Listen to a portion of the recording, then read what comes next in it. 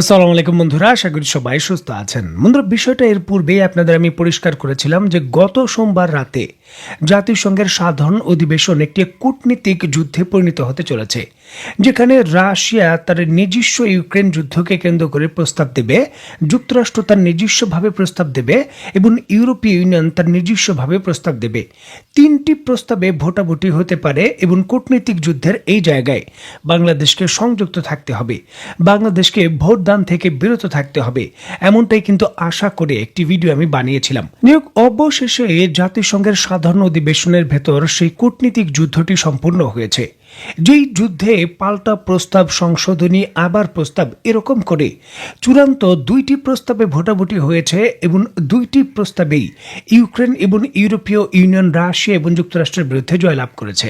জাতিসংঘের সাধারণ পরিষদে ইউক্রেনে রুশ আগ্রাসনের নিন্দা জানিয়ে যে প্রস্তাবটি ইউরোপীয় ইউনিয়নের পক্ষ থেকে দেওয়া হয়েছে এবং যেটা গৃহীত হয়েছে, নজিরবিহীনভাবে সেই প্রস্তাবের বিরুদ্ধে যুক্তরাষ্ট্র, রাশিয়া, ইসরায়েল, বেলারুশ, উত্তর কোরিয়ার মতো দেশ একত্রিত হয়ে তার বিরুদ্ধে ভোট দিয়েছে। 93 কান্ট্রি ইউরোপীয় ইউনিয়নের প্রস্তাবের পক্ষে ভোট দিয়েছে, বিপক্ষে ভোট দিয়েছে 18 কান্ট্রি।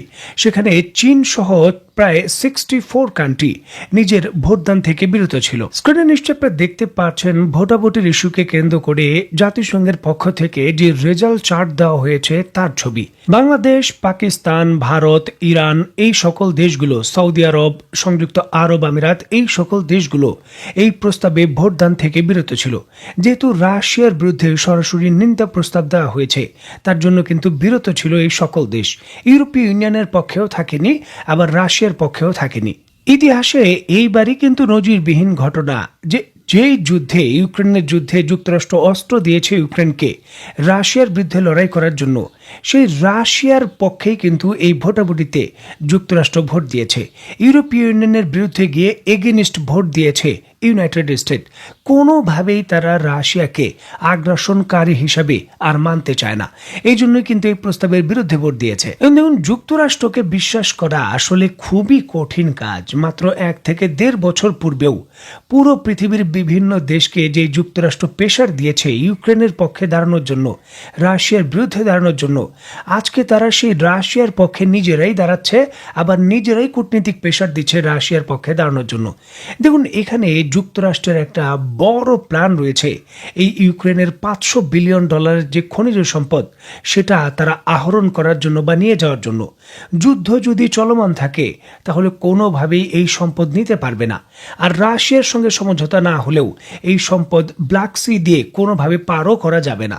সুতরাং এখন রাশিয়ার সঙ্গে আপোষ করাই যুক্তরাষ্ট্রের সব থেকে ভালো ডিল, যার জন্যই কিন্তু নজিরবিহীনভাবে শত্রুর সঙ্গে হাত মিলিয়েছে যুক্তরাষ্ট্র। আর এখানেই কিন্তু আমাদের শিক্ষা নিতে হবে। যদি যুক্তরাষ্ট্রের মতো বন্ধু থাকে তাহলে ওই দেশের আর শত্রুর প্রয়োজন হয় না। এই যে ঐতিহাসিক বার্তা, সেটা কিন্তু আবারও হারে হারে টের পেল ইউক্রেন এবং বিশ্ববাসীও একটা বার্তা পেল।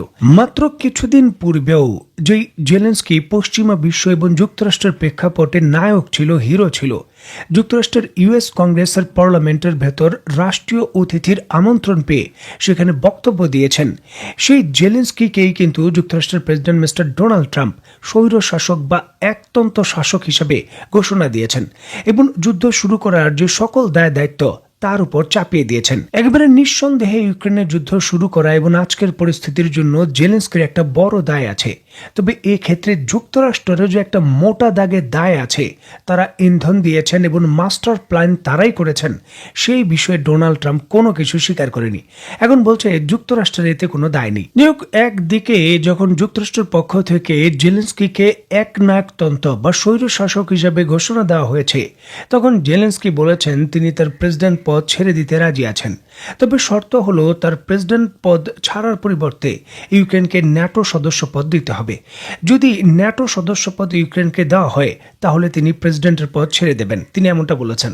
দেখুন, এগুলো হলো কৌশলী কথা। তিনি ভালো করেই জানেন যে ন্যাটো সদস্য পদ ইউক্রেনকে দেওয়া এত সহজ বিষয় নয়। এই ন্যাটো সদস্য পদের জন্যই তো এত যুদ্ধ, রাশিয়া সরাসরি আক্রমণ করলো।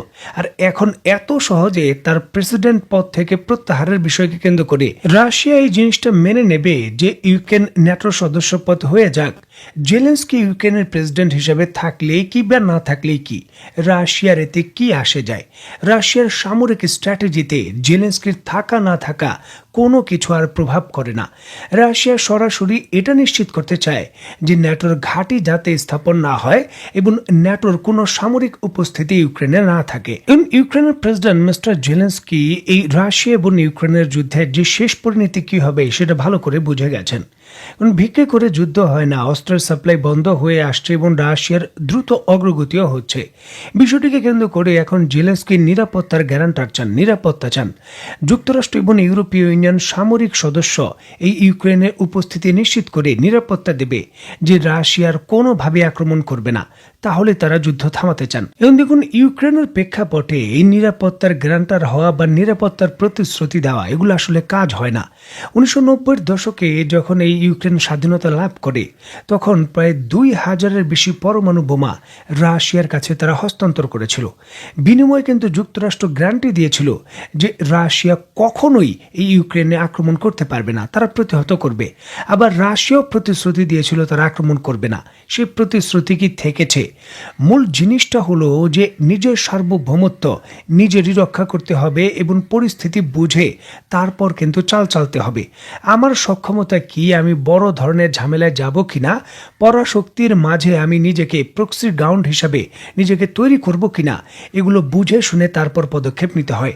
কূটনীতিতে সবসময় সামরিক পদক্ষেপই সমাধান নয়, কিছু কিছু ক্ষেত্রে কূটনীতিকভাবে কৌশলে এই ঝামেলাগুলো এড়িয়ে যেতে হয়, যেটা ইউক্রেন কোনোভাবেই কিন্তু এড়িয়ে যায়নি, বরঞ্চ নিজেকে আরো মেলে দিয়েছে প্রক্সি হিসাবে রাশিয়ার বিরুদ্ধে যুদ্ধ করতে। একদিকে যখন ইউক্রেন তার নিরাপত্তার গ্যারান্টার চাচ্ছে এবং সেনাবাহিনী মোতায়েন চাচ্ছে ইউক্রেনের ভেতর রাশিয়া থেকে রক্ষার জন্য, যুক্তরাষ্ট্র এতে সায় দিচ্ছে না। ঠিক এমতো অবস্থায় যুক্তরাষ্ট্রের কাছের মিত্র ইউকে নতুন প্রস্তাব দিয়েছে। নতুন প্রস্তাবের অধীনে প্রায় 30,000 পিস কিপিং যে ট্রুপস রয়েছে, যেটা তৈরি হবে ন্যাটোর দেশ থেকে সম্মিলিতভাবে, সেটা প্রেরণের পরিকল্পনা করছে ইউক্রেনের ভেতর। যুদ্ধ শান্ত হওয়া বা পুরোপুরিভাবে থেমে যাওয়ার পর রাশিয়ার সীমান্ত এলাকা এই 30,000 সেনা সদস্য টহলের মাধ্যমে নিশ্চিত করবে যে দুই পক্ষ শান্তি বজায় রাখছে, এমন প্রস্তাব কিন্তু দেওয়া হয়েছে। এখন এই প্রস্তাবের ইস্যুকে কেন্দ্র করে যুক্তরাষ্ট্র কিন্তু সিমিলার ভাবে পাল্টা একটা প্রস্তাব দেওয়ার পরিকল্পনা করছে, যেখানে এই 30,000 সেনা সদস্য হতে পারে যুক্তরাষ্ট্র একা নিজেই কিন্তু প্রেরণ করার সিদ্ধান্ত হতে পারে, তারা করতে চায়।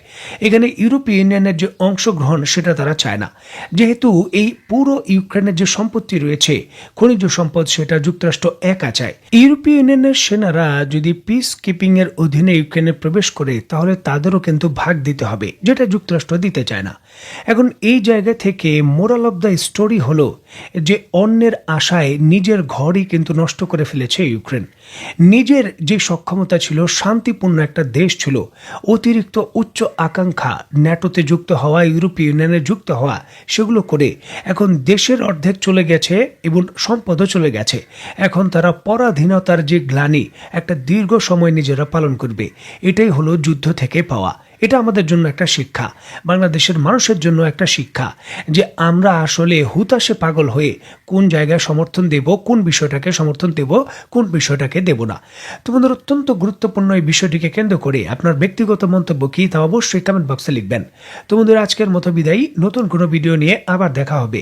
সেই পর্যন্ত সবাই ভালো থাকবেন, সুস্থ থাকবেন এবং বাংলাদেশকে ভালোবাসবেন। আল্লাহ হাফেজ।